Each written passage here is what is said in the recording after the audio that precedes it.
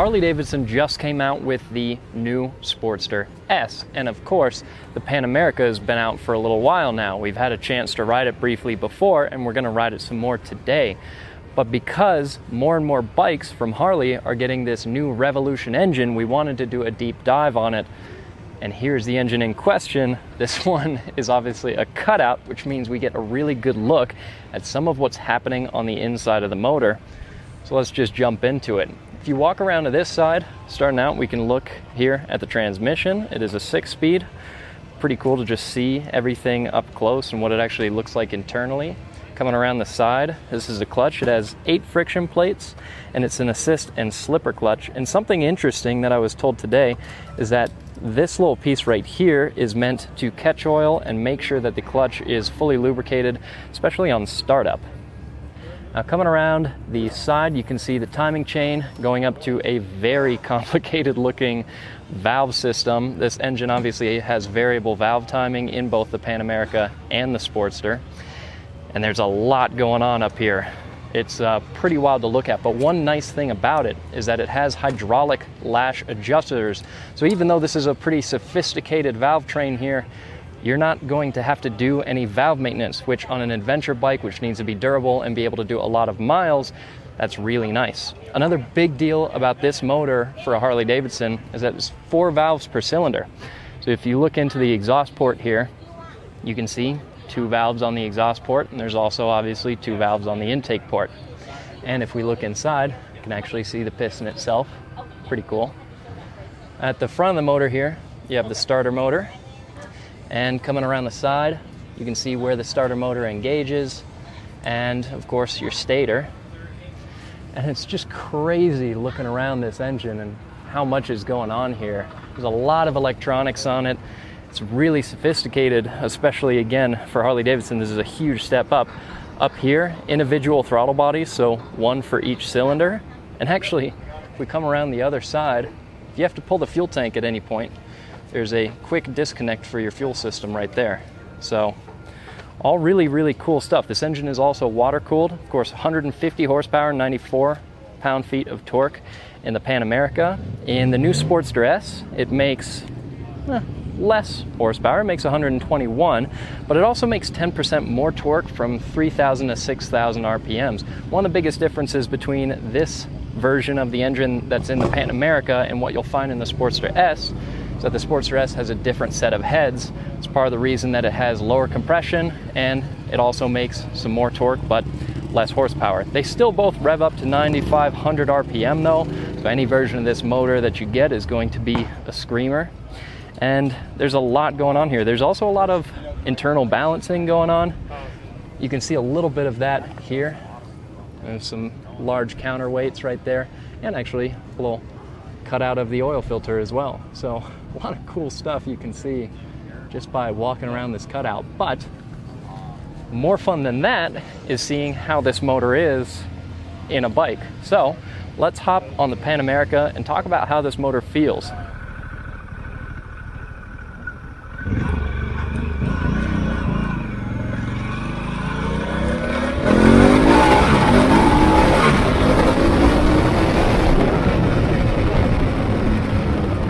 Whether or not you're a fan of Harley-Davidson, if you get out on a Pan America and ride this Revolution Max engine, you are going to have a blast. It is incredibly powerful, and acceleration is available across the rev range. You really don't have to be at any particular RPM to take off, though I will say in the Pan Am, that higher RPM definitely does a lot in terms of acceleration. Now for people that are traditional Harley fans, there is one thing about this motor that they might not enjoy so much, and that's the way that it sounds, because it definitely does not sound like that iconic Harley lopey rumble that we're used to.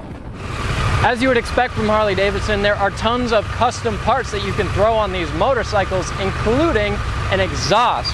Now this bike right here has the standard factory exhaust, and I'm going to have Alex rev it up.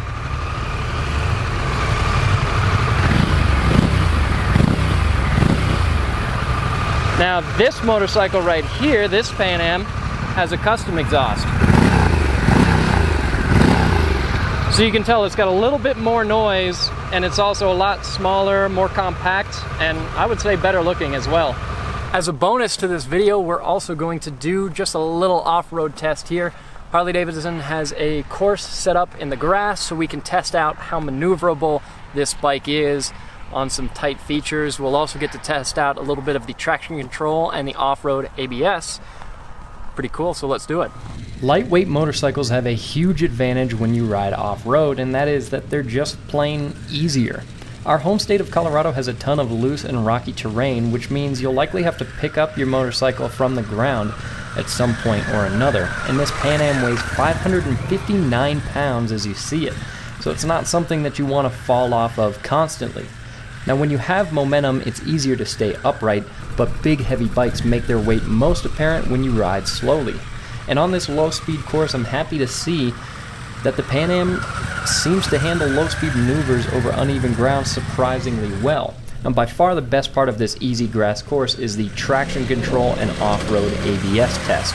The traction control seems to take a moment to fully kick in, but the off-road ABS, on the other hand, is incredibly effective.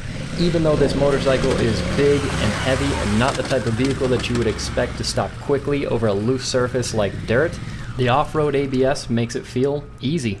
Well, there you go. A deep dive into the powertrain, the Revolution motor, the 1250 that's in this Pan America and is going to be in the upcoming Sportster S, plus a bonus little off-road section. Now, granted, that wasn't any high-speed, crazy jump in the bike kind of off-roading, but I'm glad they set up the course the way that they did, because one of the things I was most interested to see is how a bike of this size would be able to handle some low-speed maneuvering, and again, surprisingly good. It was actually a lot of fun.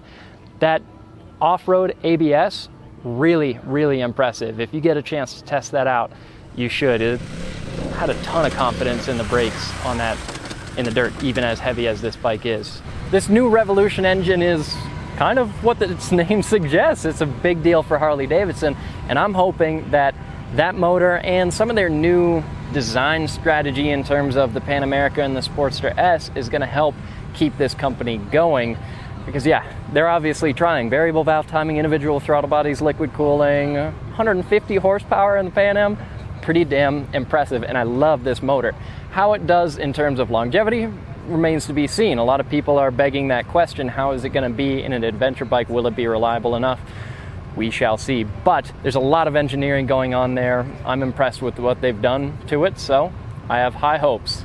Anyways, that's all for this video. Be sure to go back to tflbike.com, because every time breaking news drops, that'll be somewhere where you can find some fresh stuff going on in the bike industry. And we'll see you in the next video.